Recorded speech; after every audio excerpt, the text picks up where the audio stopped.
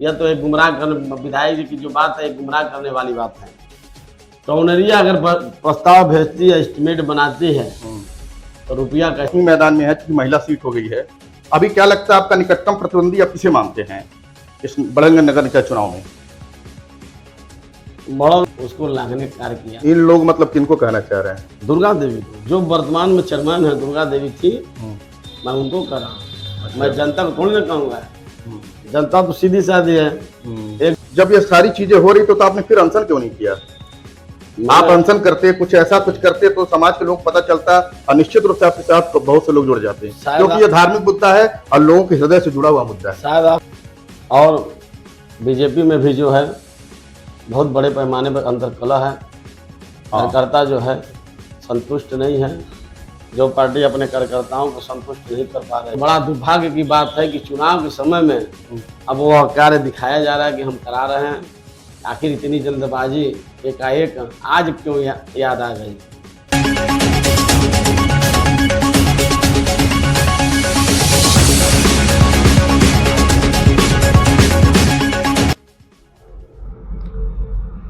नगर निकाय चुनाव जोरों पर है, उम्मीदवारों का जोश देखने योग्य है। नमस्कार मित्रों, मैं Rajeev Jaiswal, one click news से। अभी आप सभी के बीच में मौजूद है हमारे पूर्व चेयरमैन सूरज जायसवाल जी। इन्होंने 2012 के चुनाव में रिकॉर्ड तोड़ मतों से सबकी जमानत जब्त करते हुए एक जीत दर्ज की थी, एक उपलब्धि हासिल की थी। आइए बात करते हैं पूर्व चेयरमैन सूरज जायसवाल जी से, जो इस निकाय चुनाव में महिला सीट होने के नाते अपनी पत्नी श्रीमती संध्या जायसवाल जी को साइकिल चुनाव चिन्ह पे लड़ा रहे हैं। उनके प्रतिनिधि के रूप में आज हम हमारे प्रश्नों का उत्तर देने के लिए मौजूद हैं। स्वागत है सर हमारे स्टूडियो में आपका। नमस्कार। सुना है कि आप 2012 के चुनाव में आपने अपने सभी प्रतिद्वंदियों की जमानत जब्त कर दी, इस पे क्या कहना है आपका? मेरा यही कहना है कि मैंने बड़ंग नगर के लिए जो भी लड़ाई लड़ी जमीनी स्तर पर लोगों की सेवा की, उसके आधार पर नगर की जनता ने जो है हमें रिकॉर्ड मत वोट दिया और हमारे जितने प्रतिद्वंदी थे उनकी जमानत जो है जब्त हो गई। मैं 70% वोट पाकर निर्दलीय उम्मीदवार घोषित हुआ था। अभी क्या लगता है कि इस बार तो आपकी पत्नी मैदान में है, क्योंकि महिला सीट हो गई है। अभी क्या लगता है आपका निकटतम प्रतिद्वंदी आप किसे मानते हैं इस बड़ंग नगर निकाय चुनाव में?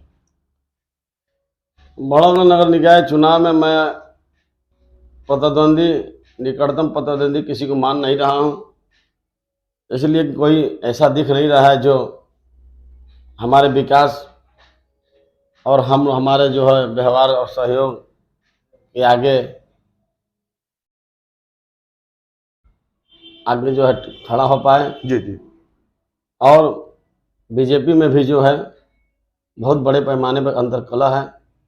कार्यकर्ता जो है संतुष्ट नहीं है, जो पार्टी अपने कार्यकर्ताओं को संतुष्ट नहीं कर पा रही है, अपने कार्यकर्ताओं का मान सम्मान नहीं रख पा रही है, वो पार्टी कैसे खड़ी हो पाएगी हमारे आगे?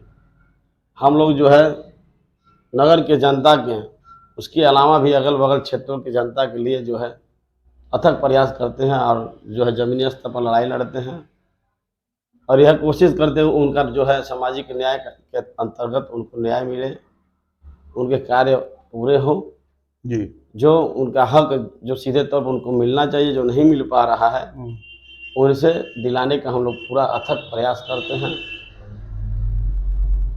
अभी हम मेरे सवाल पे आपने केवल बीजेपी का नाम लिया, लेकिन बीजेपी के साथ साथ आपने बताया कि बीजेपी में अंतर्कलह बहुत है।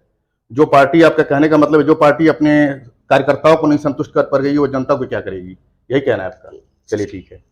आपको क्या लगता है कि जो इसके पहले कार्यकाल था इस चुनाव में, इस चुनाव के पहले पीस पार्टी का था, उसके पदाधिकारी जो भी रहे हों, उनका कार्यकाल में कहाँ आपको कमियां दिखती हैं? वो कुछ कमियां अगर आप संक्षेप में बता सकें हमारे चैनल के माध्यम से। मैं संक्षेप में यही बताना चाहूँगा कि उन्होंने पहले तो जो प्रस्ताव नगर के विकास के लिए शासन को देना चाहिए था, उन्होंने नहीं दिया।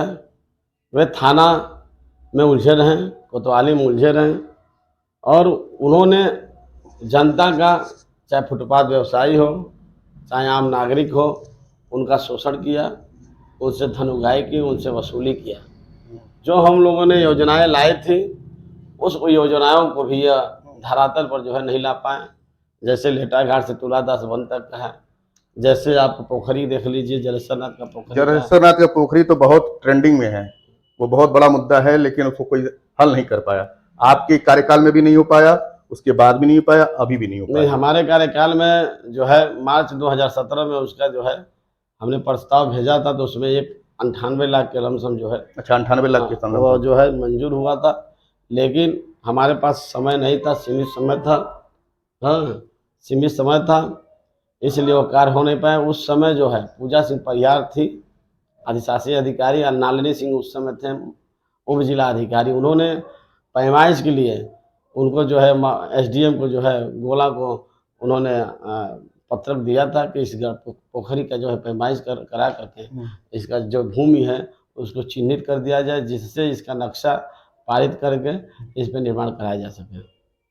तो आपने इतना कार्य कराया, उसके बाद ये 5 साल का समय बीत गया, कुछ हुआ नहीं। हाँ, जुलाई में मेरा कार्यकाल खत्म हो गया, 21 जुलाई को। इसके संबंध में मैंने 5 साल जो है शासन प्रशासन मंडल आयुक्त को भी एप्लीकेशन दिया। एक मंडलायुक्त को मैंने जो है 11 अगस्त 2021 को भी पत्र दिया था इस संबंध में कि देखिए यह जो है पैसा पड़ा हुआ है और पोखरी पटी हुई है, जितने नगर के कूड़े हैं उस पोखरी में फेंकी जा रही है। प्राचीन मंदिर है, अब आज तक कभी भी उस मंदिर में जो है पानी जो है वो शिवलिंग तक नहीं पहुंचा था। लेकिन शिवलिंग जो है ऐसी स्थिति आ गई कि शिवलिंग जो है बरसातों में डूब गई, गंदे पानी का अंबार लगा हुआ था और चारों तरफ त्राही त्राही मचा हुआ था। अब इससे बड़ा दुर्भाग्य क्या कहा जाए कि पैसा होते हुए भी जो उसमें राजनीति हो रहा था। मैंने जब यह सब देखते हुए मैं हताश और वो हो गया, दुखी हो गया, तो मैं उस समय मैंने घोषणा किया कि यह पोखरी जो मैं अपने और जनता के सहयोग से बनवाने का कार्य कर रहा हूँ, जिसके संबंध में 10 अगस्त 2021 को मैंने कई बार बैठक भी किया जलेश्वरनाथ मंदिर में। उसमें एक कमेटी गठित करनी थी, लेकिन उस समय के प्रबंधक जो थे आपके मंदिर के, उन्होंने कहा कि नहीं, हमारा जो है अध्यक्ष जी से बात हुआ है, वो 2 महीने का समय मांगे। हम लोगों ने कहा ठीक, हम लोग 6 महीने का समय देते हैं। आज 2023 है, आप देख रहे हैं नहीं हुआ काम। हाँ, काम नहीं हुआ। लेकिन आप जो है एक आपकी पहचान जो है इस नगर में एक अनशन से शुरू हुई गैस को लेके। तो आप तो एक चेयरमैन 5 साल कार्यकाल बीत भी चुका था। जब ये सारी चीजें हो रही तो आपने फिर अनशन क्यों नहीं किया? आप अनशन करते, कुछ ऐसा कुछ करते तो समाज के लोग पता चलता, और निश्चित रूप से आपके साथ बहुत से लोग जुड़ जाते हैं, क्योंकि ये धार्मिक मुद्दा है और लोगों के हृदय से जुड़ा हुआ मुद्दा है। शायद आपको आप भी उस समय कवरिंग किए होंगे, कवरिंग किया, शायद आप चैनल ने किया था। आप भूल रहे हैं कि हम लोगों ने आमरण अनशन किया था, एक बार नहीं 3 बार। एक बार गुड्डी देवी भी जो इस समय वे आपके जो है प्रत्याशी हैं, हाँ, एक बार मैंने हजारों महिलाओं को लेकर के जो है अनशन किया था, इसको लेकर के, और हाईवे, नेशनल हाईवे को लेकर के, और ये आपका जो है नेशनल हाईवे का जो पुल है उसको लेकर के, ये सारे मुद्दों को लेकर के मैंने 62 बिंदु पे आमरण अनशन किया था।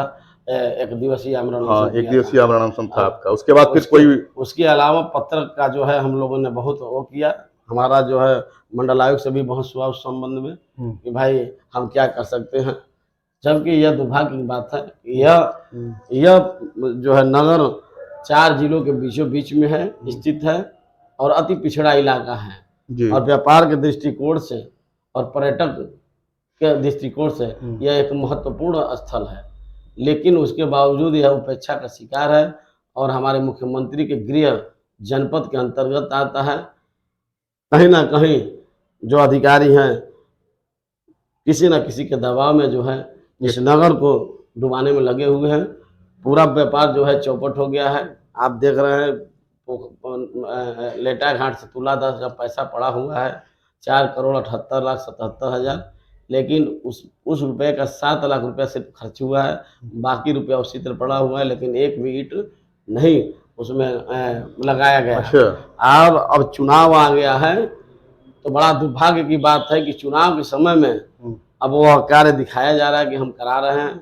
आखिर इतनी जल्दबाजी एकाएक आज क्यों याद आ गई, जबकि उसका पैसा पड़ा हुआ है। कृतिका कंस्ट्रक्शन मऊ और जो है इसके प्रोपराइटर हैं चुन्नू सिंह, उनको दिया गया है ठेका।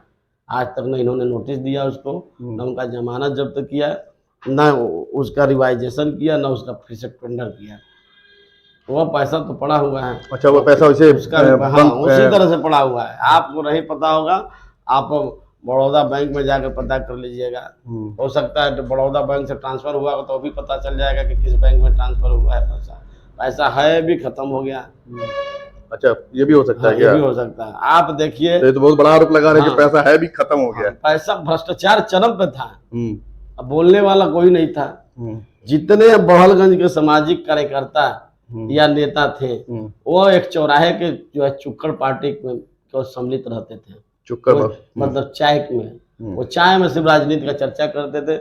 लेकिन जमीनी हकीकत ये थी कि उनके अंदर जो है वो कॉन्फिडेंस नहीं था कि वो इन लोगों का विरोध कर सके। विरोध कर सके।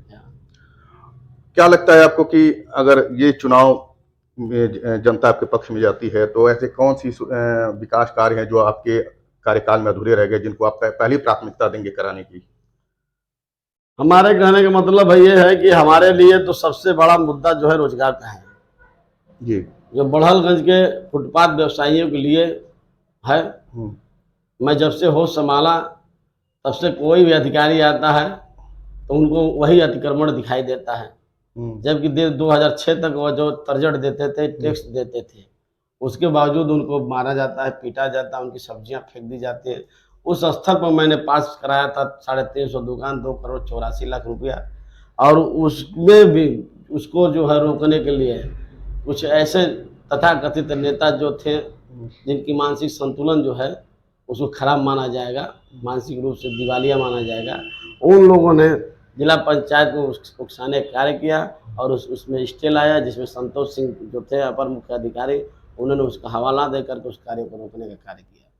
आज जिस जमीन पर दुकान बननी थी, कम से कम 50-60 दुकान जो है आज 32 फीट जमीन जो है हमारे बड़हलगंज कोतवाली में वर्तमान चेयरमैन दुर्गा देवी ने कब्जा करके कोरोना के समय में दे दिया। 14,65,000 रुपया लगा कर, वो भी टोलरिया का पैसा लगा करके। तो इससे बड़ा दुर्भाग्य क्या होगा? थाना जो आगे बढ़ा हुआ अतिक्रमण किया उसमें 14 लाख कुछ हजार जनता के मतलब नगर पंचायत पैसा भी लगा है। जनता का जो भूमि है वो भी चला गया और रुपया भी चला गया। अच्छा। हाँ, ये मैं एकदम कॉन्फिडेंस और क्या कहा जाता है प्रूफ के तरीके से कह रहा हूँ जी। हाँ, अगर कहीं गलत हो तो हमारे ऊपर FIR करा दें जी। हाँ, उसमें इंटरलॉकिंग है, बाउंड्री वाल है, गेट है, जबकि गेट जो है आशीष राय ने बनवाया है जी, जो तो लिखा हुआ है। गेट का भी पैसा इन लोगों ने खाया है। इन लोगों ने केवल चरम भ्रष्टाचार का जो है सीमा जो होता है उसको लांघने का कार्य किया। इन लोग मतलब किनको कहना चाह रहे हैं? दुर्गा देवी को, जो वर्तमान में चेयरमैन है दुर्गा देवी थी, मैं उनको कह रहा हूँ। अच्छा। मैं जनता को थोड़ी ना कहूँगा। जनता तो सीधी सादी है, एक दूसरे के जनप्रतिनिधि के पीछे आती जाती है और उसी का फायदा जो है हमारे यहाँ के तथाकथित दलाल जो नेता हैं वो उठाते हैं जी, उठाते आए हैं। तो आपका कहने का मतलब कि अगर कोई आप अगर आते हैं, आपका कार्यकाल आता है दोबारा, तो आप सबसे पहला काम करेंगे कि जो रोड पे दुकान लगाने वाले हैं उनकी व्यवस्था करेंगे, उनकी वो अस्थायी व्यवस्था करेंगे। और जो टोलरिया की जमीन 32 फीट थाने में गई है वो भी मैं उसको लेने का जो है कार्य करूंगा। जो जिला पंचायत ने दुकान लिया है, जो टोनरिया की भूमि पर जिला पंचायत की दुकान बनी हुई है, उस दुकान को जो है टोनरिया अपने कब्जे में लेने का कार्य करेंगे, इसलिए कि वह भूमि नगर पंचायत का है। और ये नगर पंचायत जो विस्तारित हुआ है उस क्षेत्र के लिए आप क्या करेंगे? मैं विगत आपको बता दें 18 जुलाई से जो है मैं प्रचार कर रहा हूँ। 18 जुलाई से मैंने बहुत बारीकता से 18 जुलाई 2022 से आपने प्रचार शुरू किया है। बहुत बारीकता से, बहुत मतलब जो सूक्ष्म तरीके से जो मैंने अध्ययन किया है गाँव का, तो वहाँ पे सबसे बड़ी जो है वहाँ की कमी व्यवस्था खराब है वो नाली की है। नाली की व्यवस्था, तो वहाँ पे सबसे बड़ी पहले मांग है सड़क, नाली, नाला, street light, water supply, road, वही रोड हो गया ना। स्ट्रीट है, हाँ, रोड। रोड हो गया, street light, water supply, pension, ration card. और उसके अलावा बहुत सी पोखरियां हैं जो जो उल्टी पड़ी हुई हैं। बहुत सी पोखरियों हाँ, पर कब्जा भी हो रहा है। जिसमें हाँ कब्जा भी है। जो जमीन सरकार की होगी उसको चिन्हित किया जाएगा और उस पर सामाजिक तरीके से जो है कम्युनिटी हॉल या धर्मशाला या मैरिज हॉल जी, या जो है क्या कहा जाता है महापुरुषों के नाम से जो है स्मृति के रूप में उनके लिए जो है पार्क जो है पार्क का निर्माण कराया जाए।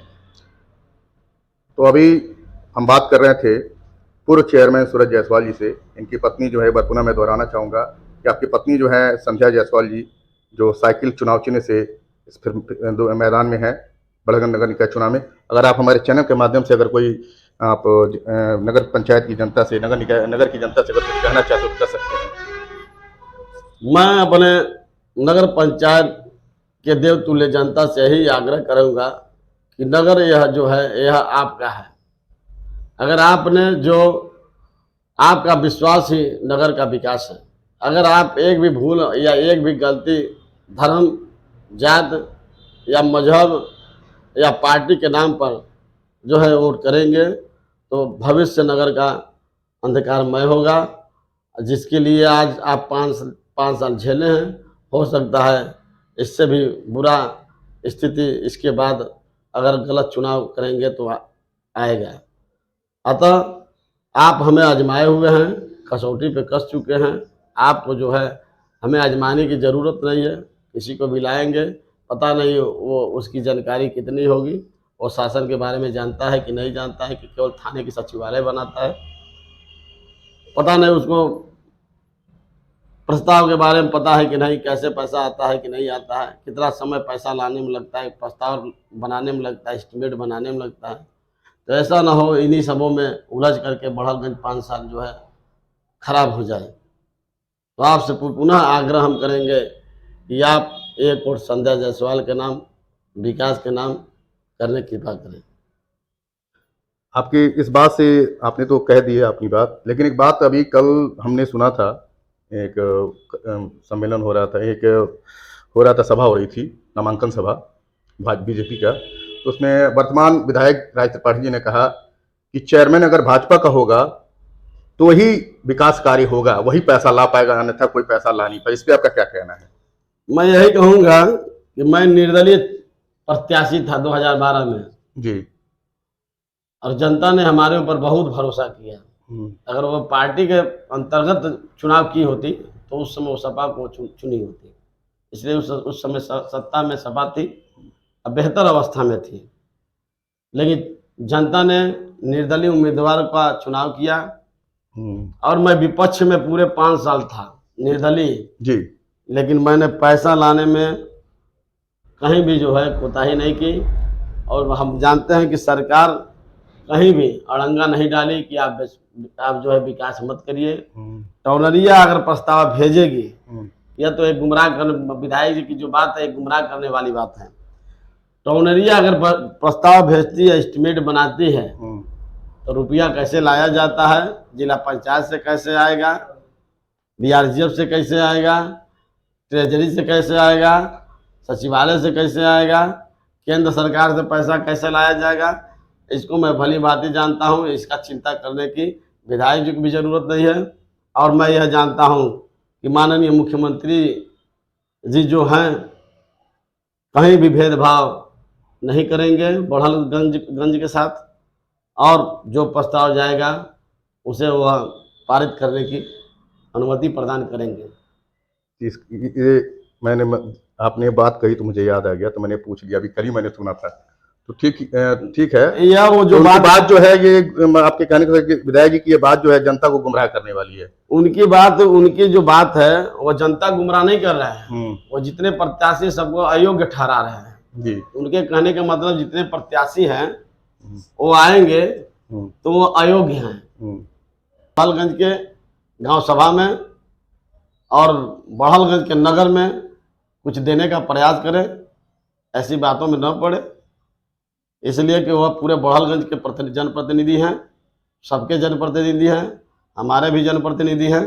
हमने भी उन्हें चुना है, आपने भी उन्हें चुना है, और निष्पक्षता पूर्वक निश्चित एक जनप्रतिनिधि और एक विधायक होने के नाते कहीं भी ऐसे राजनीति में वो न पड़े, जिससे क्या कहा जाता है, उनकी छवि धूमिल, हम उनकी छवि को जो है किसी प्रकार की ठेस पहुंचे। हाँ ठेस पहुंचे। चलिए, अभी तक हम बात कर रहे थे पूर्व चेयरमैन सूरज जायसवाल जी से, और इस बार इनकी पत्नी जो है संध्या जायसवाल जी जो है साइकिल चुनाव चिन्ह से लड़ रही हैं। तो हम शुभकामना देते हैं अपने चैनल वन क्लिक न्यूज़ की तरफ से कि आप विजय हासिल हो। कैमरामैन सरफराज अहमद के साथ Rajeev Jaiswal, one click news.